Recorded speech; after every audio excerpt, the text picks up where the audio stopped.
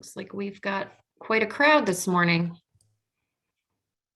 All right, so I want to welcome everyone to the 72nd annual meeting of the ARC New York. I'm Bridget Farrell, and we are working on the ARC New York Diversity, Equity, Inclusion session this morning. And I just want to do a little bit of housekeeping. I have muted everyone upon entry into the session and would ask that you keep yourselves on mute unless you're a presenter.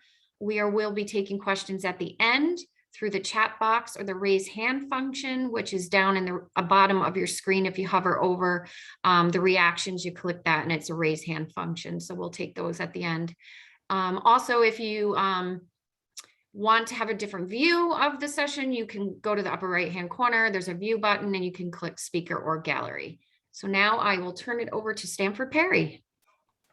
Thank you very much, Bridget, and good morning, everyone. My name is Stanford Perry, as Bridget has mentioned, and I'm the Executive Director at AHRC Nassau. And it is my pleasure to welcome you all to today's session, the ARC New York Diversity, Equity, and Inclusion.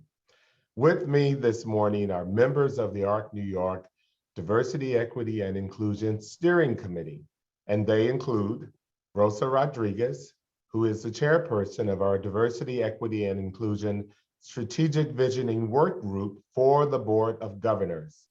She is a member of the ARC New York Board of Governors and a board member at the ARC Westchester.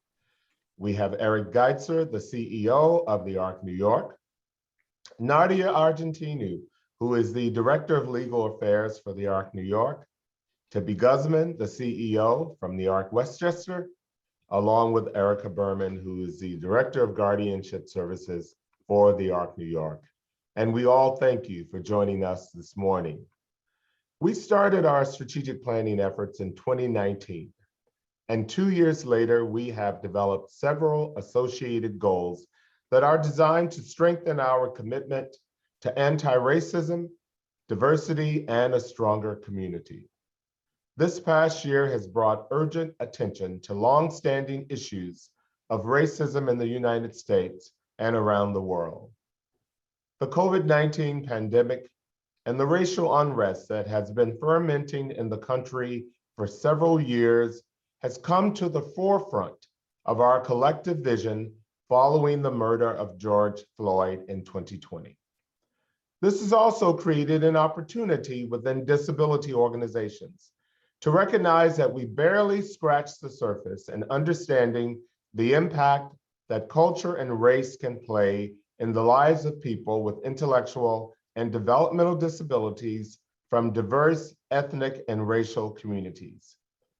As we fight on the front lines for the human and civil rights for people with intellectual and developmental disabilities, now is the time to ask ourselves, how prepared are we as the ARC New York to join in the national conversation on social justice, racism, and systemic inequalities in general? In addition, are we ready to further the conversation on how those issues impact people with intellectual and developmental disabilities within the communities in which we work? Our government, our policies, our systems, and our institutions have all contributed to perpetuating racism and injustice. And the ARC New York must reflect on its past and aspire to be an agent of change. We have learned much in this past year and held many important conversations, and there are many, many more to come. We all recognize that progress on these difficult issues is long overdue, and we now have the opportunity to accelerate our work to achieve genuine and enduring change. Today, we are sharing a series of commitments as a next step towards creating a more open, welcoming, and equitable organization. Keep in mind, if you have questions or comments you would like to share during the presentation, please list them in the chat box at the bottom of your screen or raise your hand, and we'll get to as many of them as we have time at the end of the presentation. The first step is the most important one, and that's taking stock of the current situation. An effective diversity, equity, and inclusion solution needs to provide an accurate measure of both representation and inclusiveness across the entire organization. And that is a mammoth undertaking, to say the least. This is goal number one. The additional goals that we have developed as a result of our initial work is to develop a career pathway for BIPOC, and that BIPOC stands for Black, Indigenous, and People of Color, and others, to create DEI strategies at all levels of the ARC New York, to create a welcoming environment and inclusive culture, and to engage in outreach and collaboration with Black, Indigenous, and People of Color communities across New York State. We've been hard at work on the DEI survey, which was tested a few weeks ago among a select group of ARC staff and chapters. At this time, I'd like to call on Nadia to discuss our survey and our plans to share this survey very soon with the entire ARC New York staff. Nadia? Thank you, Stanford. Good morning, everyone. My name is Nadia Argentino, and I'm the Director of Legal Affairs at the ARC New York office. And as Stanford said, this DEI survey is really the foundation, first step of this DEI work as an organization. The goal is for this survey to kind of provide our baseline about where we are in terms of diversity, equity, and inclusion across the organization. And this is going to help us further figure out what we need to focus on for improvement. And it's also going to be a way to help us track our progress moving forward as we can hopefully compare future surveys and future thoughts with this data we're gathering right now. The other really important thing about this survey is that the information that we're gathering here isn't only going to help the Diversity, Equity, and Inclusion Initiative, but it's actually going to be able to help some of our other strategic initiatives, including the staffing initiative, which we know is so important organization-wide. So this survey is really an opportunity for all staff at the state office and chapters to really let their voices be heard on some really important and personal issues. So the survey is completely anonymous. It's very important to us that we emphasize that because we want people to feel as comfortable as possible being candid and using this opportunity to share their true feedback about how they feel things are being handled at their chapters when it comes to diversity, equity, and inclusion. Like Stanford said, we've already have developed the survey and we've started to test it. So far, we've had almost 700 participants and it has been very successful so far. I know that our team was very happy to see how many people took the time to write in thoughtful responses and really share their detailed thoughts on these very personal topics. When we developed the survey, we worked very closely with Ariel Sims, who's the Director of Diversity, Equity, and Access at the ARC US. She really helped us finalize the design and language of the survey to help it be as accessible as possible, because we don't want people to feel not included right from the very beginning if we use language that isn't necessarily universally accessible. The goal with this survey is to get as much participation as possible. We want participation from all levels of staff at the chapters, particularly the DSPs who, in a lot of times, might not feel like they have an opportunity for their voice to be heard in this type of way. We really want their participation and we need their participation to help understand where we are as an organization. So something that our committee is working on right now is we're developing a toolkit of different resources that will help the chapters when they disseminate the survey to try and get as much participation as possible. That's going to include some template letters, some posters with a QR code. We're trying to make this as accessible and easy as possible to be distributed across our chapters. We know that different chapters have different ways of communicating with their staff. Some use text message, some use email, some might rely on bulletin boards. And we want to make sure that everyone has the opportunity to participate in this survey. in order for us to get statistically significant results that are really going to be able to help us understand where we are as an organization in terms of diversity, equity, inclusion, we need as much participation as possible. So we really want to encourage everyone to look for this survey as it comes out, and please participate. And once the survey is completed, our hope is to work with an expert consultant to help analyze the data. And we'll be able to share the data on an ARC New York complete level of the organization, but also be able to share some specific data to individual chapters, which we hope will be meaningful for those chapters, whether you've started diversity, equity, inclusion initiatives, whether you haven't at all, just getting some more information about your workforce and about how they feel about these topics, about how they feel in their work environment, we think is very powerful. And this is going to be a really important tool for diversity, equity, inclusion improvement in the future, but hopefully in other ways as well. Thank you very much, Nadia, for that great update. Tibor Guzman chairs the DEI Leadership Engagement Subcommittee. So Tibby, if you could just share with us why you think it's critical that support for this initiative starts at the top of the organization and flows throughout.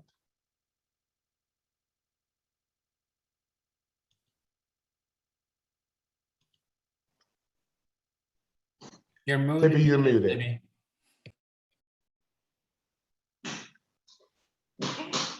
I'll start all over. Thank you, Stanford. Good morning, everyone. Before I answer Stanford's question, I want to thank the Strategic Visioning Committee for their commitment to make equity and inclusion a strategic focus for the ARC New York. As Stanford stated earlier, we should aspire to be an agent of change. And for change to be effective, it requires involvement of all levels of the organization, and especially at the very top. We know from experience, it is critical to engage leadership early on and develop a strong commitment to effectively manage change and lead the way to lasting change. We believe when we take this step as an organization that values diversity, we are better equipped to navigate challenges and continue our growth as leaders and innovators in our field. Before we can take any step toward change, as leaders, we need to look within our organization and not only to understand our demographic makeup, but the level of our cultural competence and examine in what way they are in line with our values. We are a statewide organization and is likely made up of a variety of different cultures that we may not be aware of or fully understand as leaders. Through this work, it is our opportunity to learn about ourselves and if our policies and practices are inclusive, racially equitable, and respectful of the different cultures we represent. Historically, as thoughtful leaders, we regularly advocate for dismantling the inequities that people we support continually face throughout their lives, whether it's through poor representation in public policy, lack of accessibility and accommodations, or lack of choice. I'm confident as leaders, we have the advantage to succeed with advancing our DEI initiatives by adapting this drive and principles to advance inclusion and equity within our expansive workforce and diverse community. To do this well, as Stanford and Nadia described, we begin with a self-assessment process. Our second goal is to educate ourselves on how to better lead by example and actively and consistently engage in the process to approach reform through a DEI lens. We are also aspiring to create shared language that clearly delineates our DEI position to be incorporated in governance and chapter policies, DEI committee charter, and eventually reach our employee handbooks. We understand this is only the beginning of our racial and cultural equity journey to better address the needs and preferences of all the levels of our organization. Thanks to the expressed interest of our chapter executive directors and board members, our leadership engagement subcommittee members include Jack Kowalczyk, Board of Governors President, Sharon Van Riepenhen, member of the Board of Directors of New York City, Nadia Argentinu, state staff, Erica Berman, state staff, Mark Damiani, New York City chapter, Doug DeGasseri, Erie chapter, Kurt Lewis, Schenectady, and Molly Little, Delaware. As you can see, we wanted to make sure we represented the entire organization, whether it's downstate or the North or the West. So our first charge was to develop an RFP to engage an experienced DEI consultant to help our leadership map a statewide framework for enhancing our DEI initiatives. We completed the RFP and sent it out to 6 well-recognized organizations in this space. We're now in the process of reviewing the responses received and rating the proposals to determine who we will be selecting to be interviewed. The goal is to select a consultant by the end of the year. So Stanford, I hope I answered your question, but I'm happy to talk further. Thank you very much, Sibi, for that very thorough response. It's appreciated. As CEO of the ARC New York, Eric Geiser has been intimately involved with the work of the DEI committee, along with several other strategic initiatives. So we'd like to hear from Eric on why he feels DEI is so important to him personally as CEO of the ARC New York, and what outcomes he would like to see for the organization as a result of this work. Eric?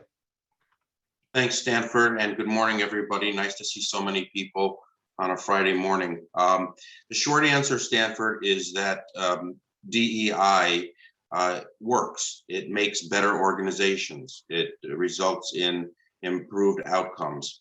I tend to be a data person coming through quality assurance and also through compliance, but my educational background is in counseling psychology, and the data on this is pretty clear. Organizations that don't have DEI really miss out on opportunities to tap into other people's potential. What we know is that diverse teams are more innovative. We know that they make better decisions, and we know that they have better results. Interestingly, and I'm going to refer to my notes here, a study by the Society for Human Research Management evaluated the performance of companies with different levels of workplace diversity. And they found that companies that had higher diversity were respectively 15 and 35% more likely to outperform companies that were less diverse.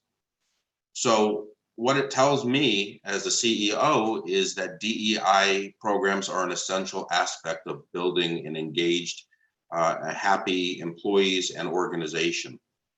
We know that organizations with strong diversity climates are more likely to have employees with increased job satisfaction, higher levels of trust, and are more engaged. So in this role, my priority is to move our organization forward, to find opportunities for improvement. And the DEI component is a critical aspect of that and will lead us to better outcomes and results as an organization.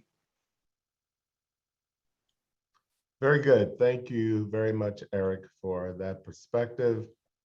Erica Berman chairs the subcommittee responsible for creating a welcoming environment and inclusive culture within the ARC New York.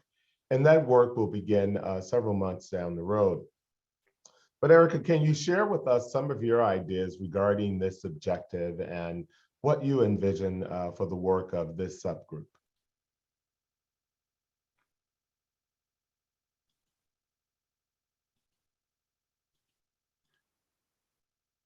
Sorry, I will start over. I was saying thank you, Stanford, and good morning, everyone. In order to address this objective of creating a welcoming environment and an inclusive culture, there needs to be a need for the ARC New York to establish some standards in terms of what is acceptable benchmarks and practices in order to foster and embrace an inclusive and diverse workforce from the first contact with any of our chapters or state office. The organization and chapters, through their HR departments, executive leadership, and boards of the organization, need to ensure that the organization develops the principles and standards for compliance. This will ensure that the chapters and the state office have recruited a diverse workforce that includes a range of ages, ethnicities, religions, different social backgrounds, different genders, sexual orientations, and worldviews. There needs to be standards established embracing diversity, equity, and inclusion, which in turn helps to create an enhanced environment and culture for the chapters and the state office staff. I was struck by the wonderful presentation yesterday afternoon given by Peggy Gould and Marco Damiani from our New York City chapter, which offered some of the very practical solutions to addressing challenging staff shortages experienced by our chapters and other providers. These strategies focused on retaining a strong and talented diverse work group and the need to balance both the recruitment and retention efforts by our chapter's leadership was also discussed. And one of the number of salient points made include the need to have a competitive edge when recruiting DSPs and other staff, since there is such a tremendous need to employ staff for the residential and other programs. It is an imperative right from the early stages of the recruitment effort of a diverse work group at that first contact before and after the employment, that the chapters focus on engaging this staff on all levels of employment in an inclusive, nurturing, and supportive work environment. Having veteran staff and positive attitudes and a strong commitment to the people that they support and who feel valued, supported, and respected by their team, their supervisors, and executive leadership can serve as wonderful ambassadors and mentors to potential new staff being recruited and or hired and being initially introduced and integrated into the chapter or organization. While this topic of diversity and inclusion, DEI, isn't new, it seems as though there has recently been a wake-up call for all of the organizations and companies alike to examine or re-examine their DEI initiatives. And advancing workplace diversity is more important today than ever. And a growing number of laws and requirements are being enacted to support greater diversity in the workplace, and the recruitment of staff it's very, very important. And this can also represent the competitive edge. This will represent the competitive edge that may help to attract new employees. Employees are looking for leadership to make a difference, and organizations must involve everyone in this area or risk a shrinking candidate pool. Our boards of directors, executives, and staff are composed of individuals who are representatives of the diversity that exists in the communities they serve. We need to ensure that all of the advocacy programs and services and supports are relevant and accessible to people of different races, ethnicity, and other dimensions of diversity. We must also work toward ensuring compliance with the DEI objectives at all levels of the organization, and the BIPOC, or the Black, Indigenous, people of color, family have satisfaction surveys be sent out to ensure that they are getting accurate feedback from those that we support, publish and promote our diversity action plan so that all the communities understand that the ARC New York is an organization that strives to serve all people with individuals with intellectual and developmental disabilities, regardless of how they identify or their backgrounds. We need to provide community education. I think that's extremely essential. So I think that to get the workplace diversity and inclusion right, you need to build a culture where everyone feels valued and heard. Thank you very much, Erica. Rosa Rodriguez is engaged in research that is looking at the intersectionality between racism in the workplace and chronic health conditions. And Rosa, we'd like for her to share a bit about this project and the impact that her work could have on the ARC New York and various conditions that employees face within any of our chapters. So Rosa, if you would share that detail, that would be great. Sure. Thank you, Stanford. So I'm just going to start off with saying, right with the rise of white nationalism, the call has gone out again to address both racism and white supremacy, not only in our institutions, but also in many fields of studies, including public health, which is where I'm coming from.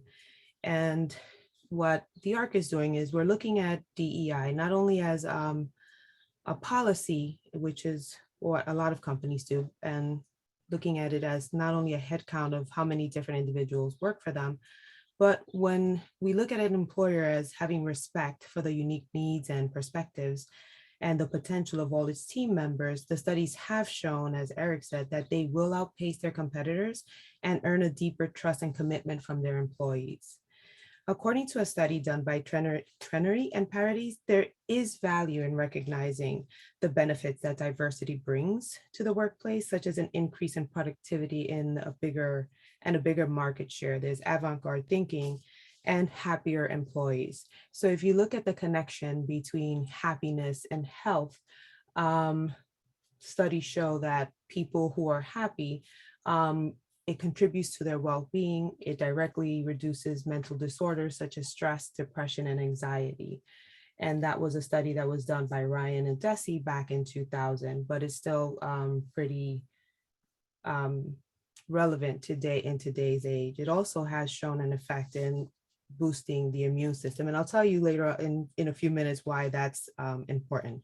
But companies that lack diversity, equity, and inclusion have higher turnover rates, absenteeism, and as well, they have a reduced trust. The employees have a reduced trust and job satisfaction. So what does this all mean?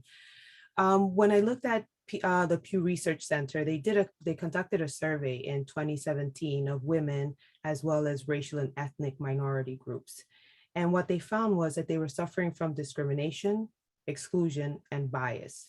And these things can happen daily in a workplace that doesn't have DEI, and it comes with heavy consequences and tolls for the individual.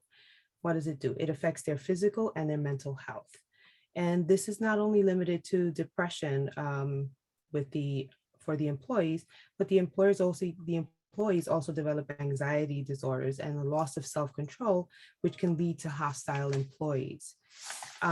Looking at it as well, went out and looked at it also in a global and different countries. And I found that the non-diverse population reported that they had some challenges, especially now in the era of COVID.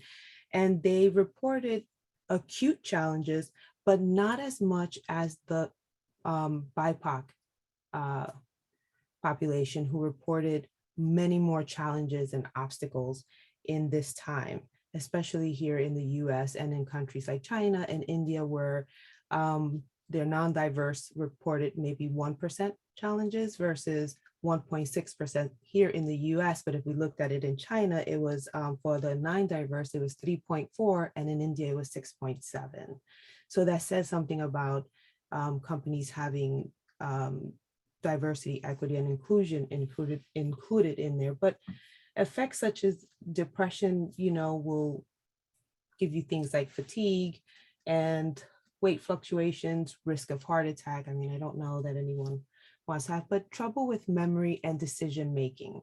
And I thought that was very, very interesting. The idea of having issues with decision making when you have employees who work with caring for other humans and they're not able to make proper decisions because they're having to deal with maybe microaggressions on a daily basis. And this is what's taking up their time.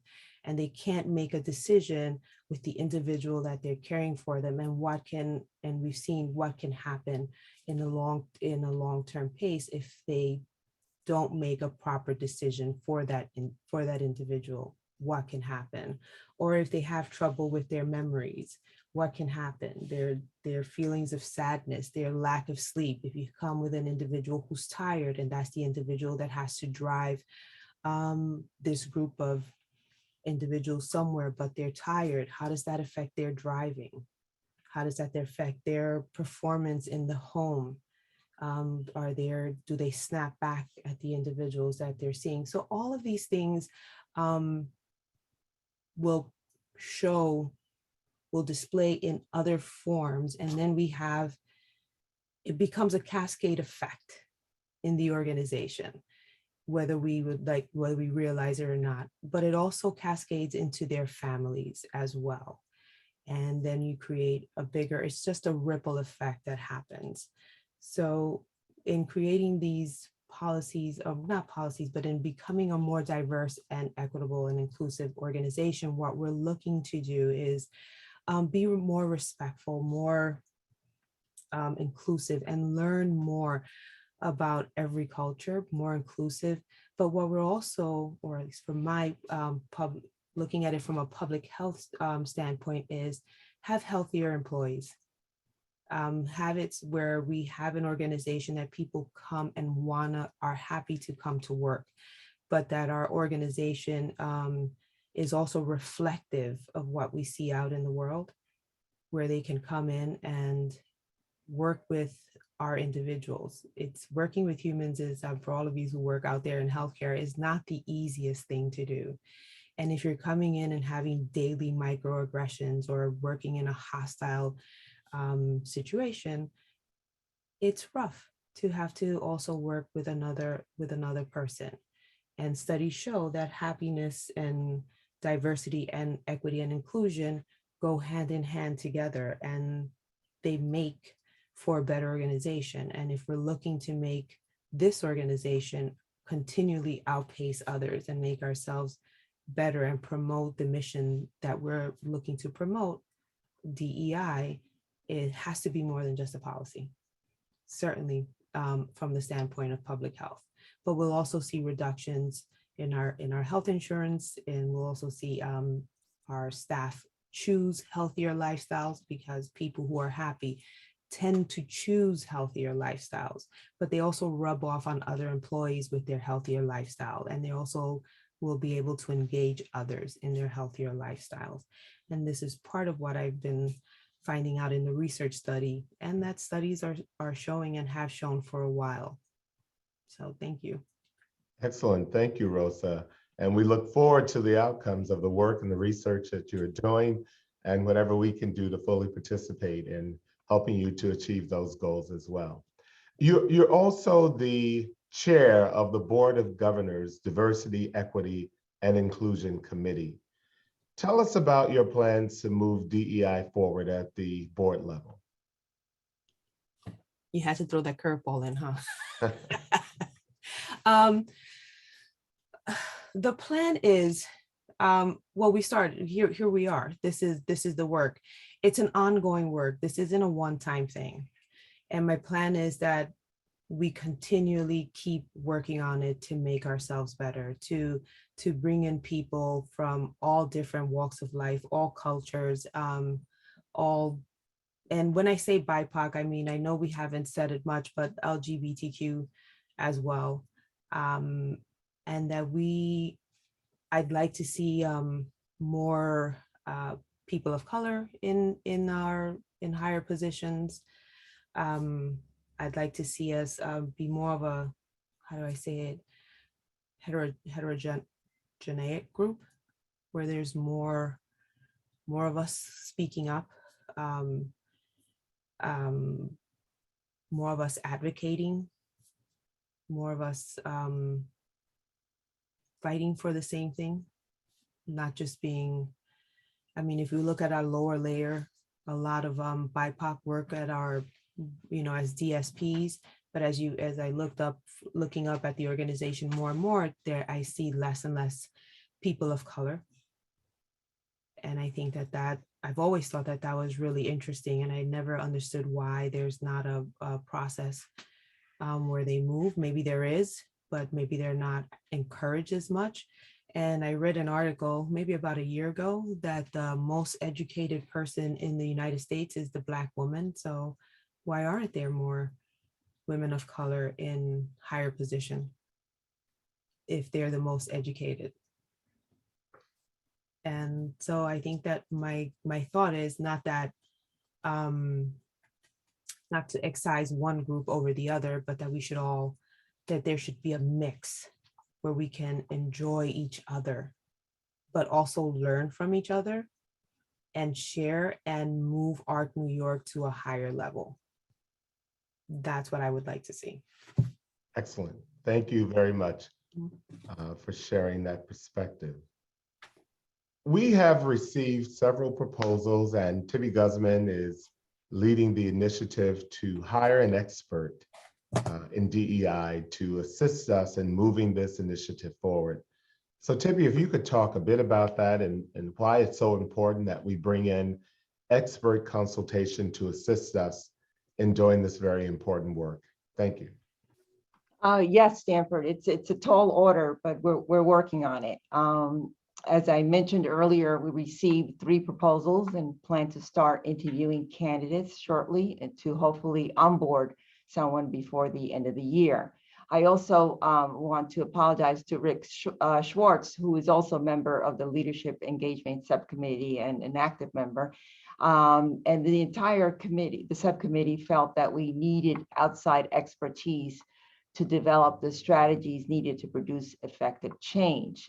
We all know we pride ourselves on our accomplishments, but we all know that this is really outside of our wheelhouse.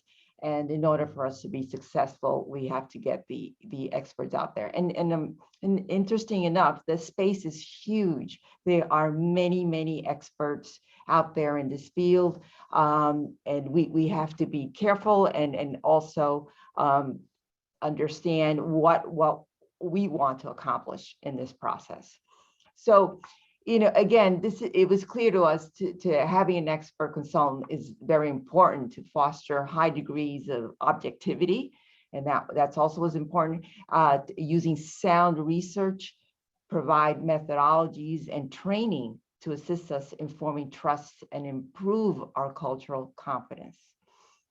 As stated in our RFP, we are seeking a consultant that will help us develop a framework for change, helping us explore our inherited divisions and identify our highest intentions for who we can be. This is, I think, is very important because as Rosie just said, there are many opportunities to aspire to a more diverse organization. And the consultant will assist us in developing common language for discussing diversity. For instance, the importance of understanding intersectionality and how it relates to our workforce, the people we support, and our surrounding communities.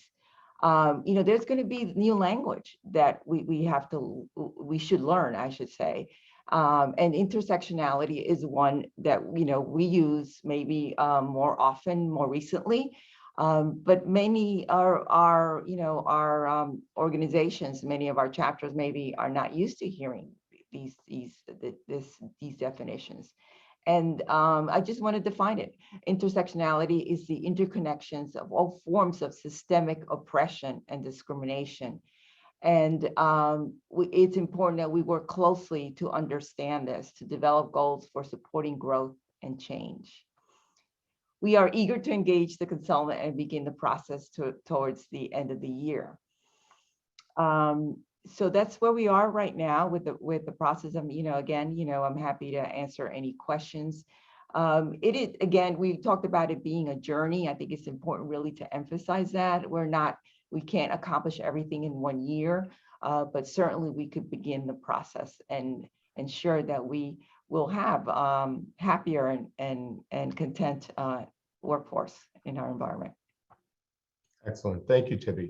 It's important that we hear from you as well. So if you have questions, please place them in the chat room and we will make sure that we get to those questions and those comments prior to signing off for today.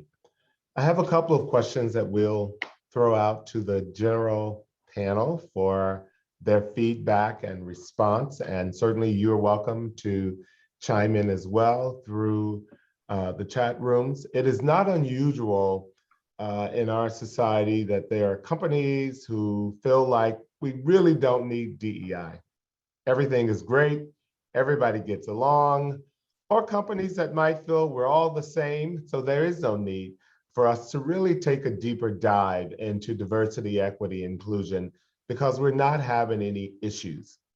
So when you hear those kinds of comments and statements, and I'll address this to the panel, what advice would you have for an organization or for a chapter even, where they might think that everyone is basically appearing to be the same on the surface, that there doesn't appear to be a lot of diversity, and diversity is not an issue because everybody appears to be of the same race, culture, or ethnicity.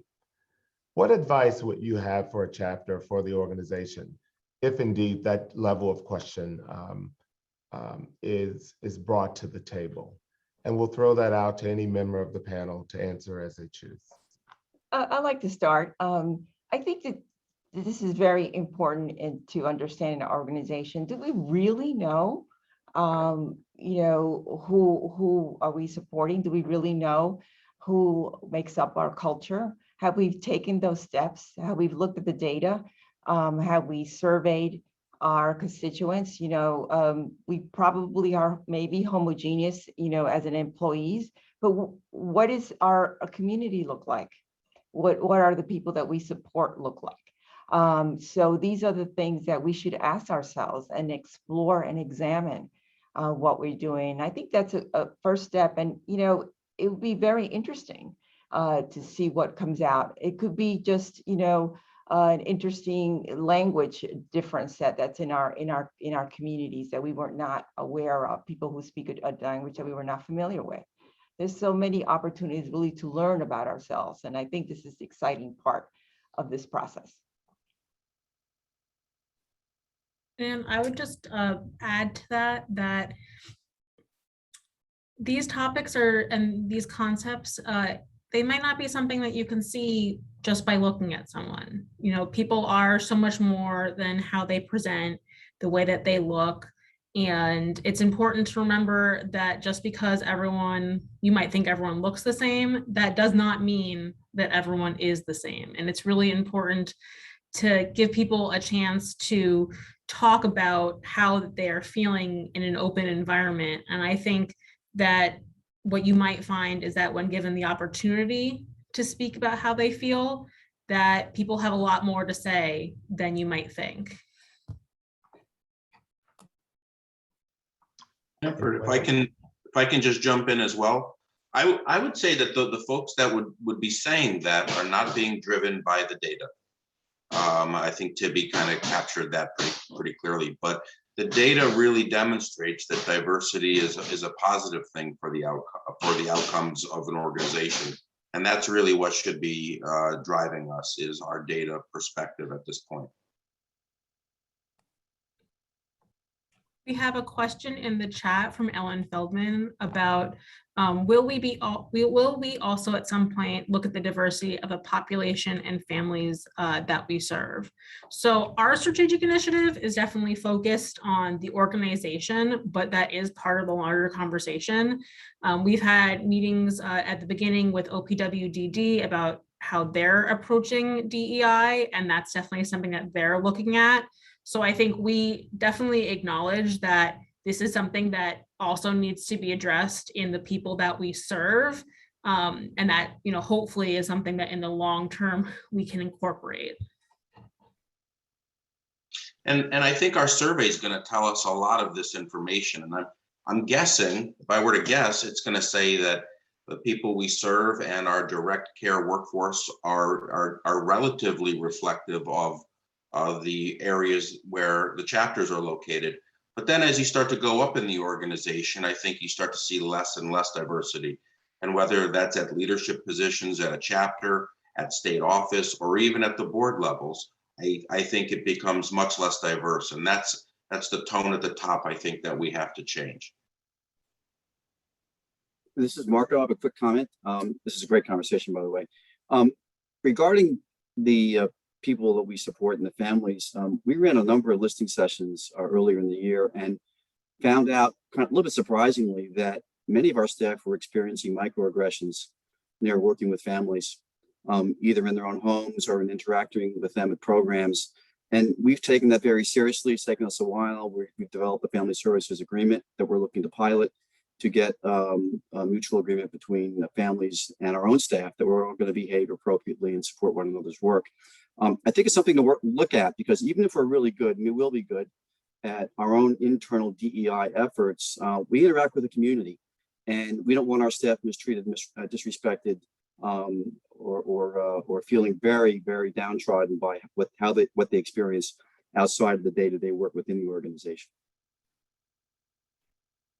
Marco, you make an excellent point, and certainly a part of our work will include looking at our family demographics, looking at the demographics within the counties in which we support people, and working with our consultant to design strategies to address not only the microaggressions that may come from families who work with the individuals who provide services to their family members, but the microaggressions that may come from staff, from management, and at various levels within the organization as well.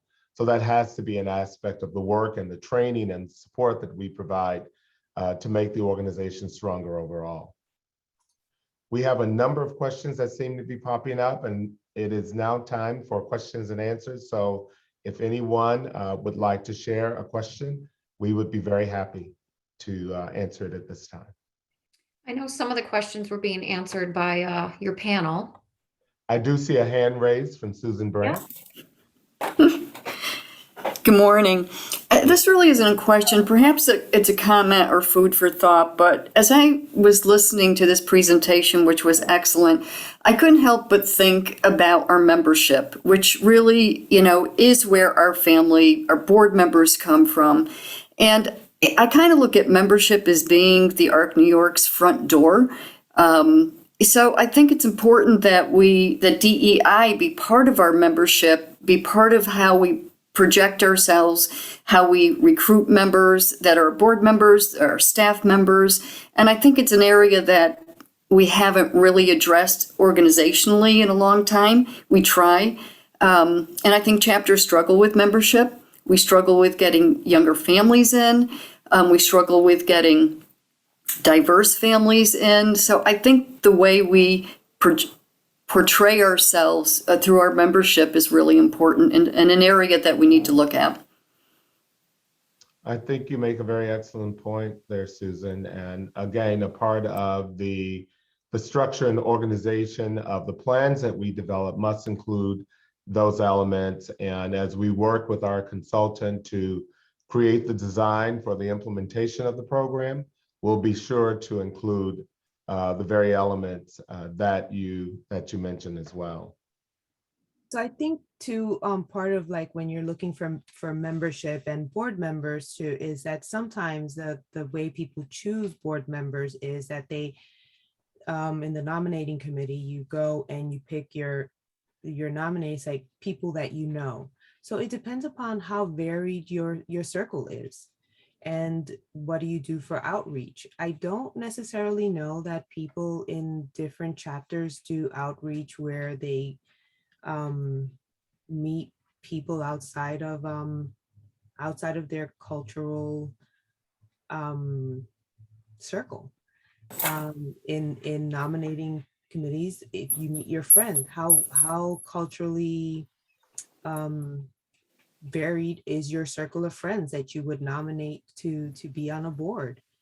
I sit on a board which quite honestly is not as diverse as we would like. It's getting a little more diverse, but it's not as diverse as I would like it. And I think that sometimes some of the requirements for a board don't always necessarily culturally fit with the way some BIPOC people culturally work together with their family. So those are all things that sort of need to be looked at. And I think that that's why at times membership isn't where it should be. Why we struggle with younger families, I think, is because at times, and I've talked about this, because the fire isn't there. The people who started the ARC, there was a need there. And I think that now a lot of the younger families have been lulled into a complacency that they just get all the services that everyone fought for. I think I do see though now as I look, as I'm doing more social media and putting stuff into social media, that people are starting to realize that, oh my God, services are starting to be restricted. And I do see like a bit of a fire starting to get started in younger families, but it's going to take a while. And I think that that's something it'd be nice to see if a lot of the boards had liaisons or with hospitals when there was, I mean, and I know it's tough, right? When a child is born, I know PACDS does this. When a child with Down syndrome is born, someone goes out to the hospital to meet that family. And that's, if they can, that's an initial contact to have with someone when a child is born, and keep sort of that family in the loop for a while at least. But, you know, those are the things that we have to look at, and people have to see how diverse their own circle is if you want to bring in more diversity as well. Rosa, I think they refer to that as kind of your cultural comfort zone. That we typically gravitate and socialize with like people. So that's kind of how a lot of this got to be the way it is, and why we don't necessarily expand our boundaries. And that's what this effort is trying to remedy. And I just want to second that, what Eric just said, in just reading the initial proposals that we have in hand, they're all addressing that leadership issue. You know, is your board of governors diverse? You know, is your chapter leadership also diverse? And what are you doing about it, and how we can help to improve that? So I think that's an interesting process that we'll enter into. And if I could just add to that, if we look at our state committees, hopefully, or chapter committees, if there's a membership committee, perhaps, we want somebody with a diverse background to lead that committee and help that committee formulate their membership campaign in a way that is more attractive to everyone, rather than, what we have done in the past. And I just want to add, all this leads to also improved workforce. Rosie talked about the happy person, the happy worker. It's important to our organization, and also a worker is important to our organization as we enter the workforce crisis. All this, I think, it would be wonderful, in that process too, to help us with improving our workforce. And what we're seeing with the hundreds of staff people who have already taken the survey is that they found that it was extremely engaging. They were very interested. It was easy to take, and they were asked questions that they have never been asked before as employees of the ARC New York. So once the survey comes to your particular chapter, I encourage you to engage your staff. And once you get them to the table to take the survey, I think you will find that they will be quite interested in what the survey is offering, and the results and the feedback, as Nadia mentioned earlier, that we're getting back will be quite revealing to the ARC of New York. Eric mentioned earlier that the data should drive decision-making. This will give us data that we can not only use for the organization as a whole, but for your individual chapters. So you will now have information related to demographics, and we do more than just scratch the surface in terms of race and culture and ethnicity, but we go much deeper into a number of other demographic measures that traditionally are not talked about in the workplace very often. Nadia mentioned that the survey is also anonymous, so people need not worry that anyone is being identified as a part of this survey. But this will be the largest survey ever in the history of the ARC New York. So it will be critical that we do whatever it takes to make sure that our employees take this survey and give us back good data. We're aiming for 80 to 85%, hopefully even 90% at Nassau in terms of participation. And I believe we're going to get that, because this work is so important. The staff understand the importance of the work. We talk about diversity, equity, and inclusion every week here in my management meetings, every single week. So by the time they get the survey, they'll complete it because they're sick and tired of me talking about it.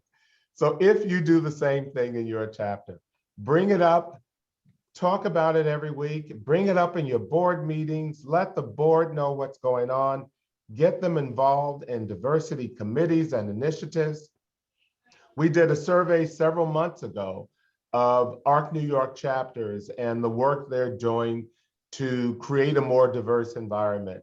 And about 45% of our chapters responded that they have either started the work, have already or began the work several years ago, and they form committees.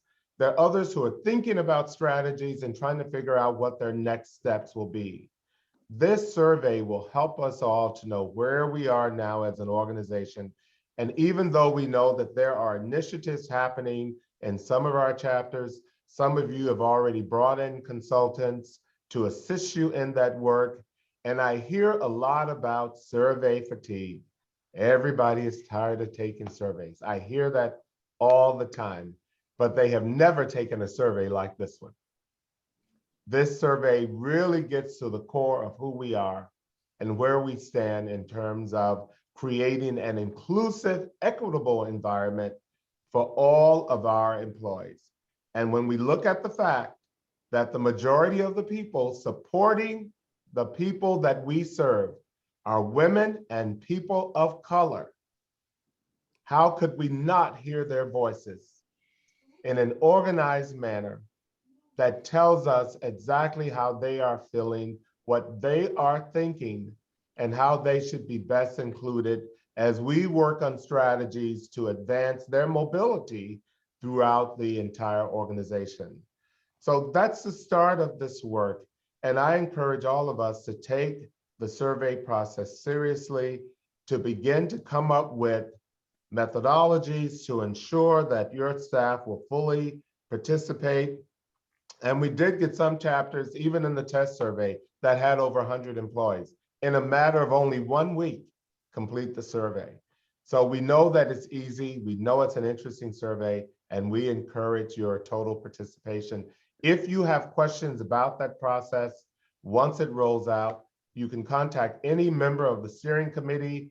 Kate Gurin from our state office has been absolutely fantastic in designing this and responding to all of the changes from the ARC of the US, and Ariel Sims, who has been our expert working with us on this survey design. And the ARC New York, the ARC of the US has some wonderful survey processes that have been very, very helpful to us as we've designed this particular tool as well. So I can't talk enough about the survey, but I do want to encourage all of you to begin now talking about, with your teams, with your board, what you need to do to ensure full participation. So when it comes out in a couple of weeks, you're not getting ready, you're already ready to implement and make it happen.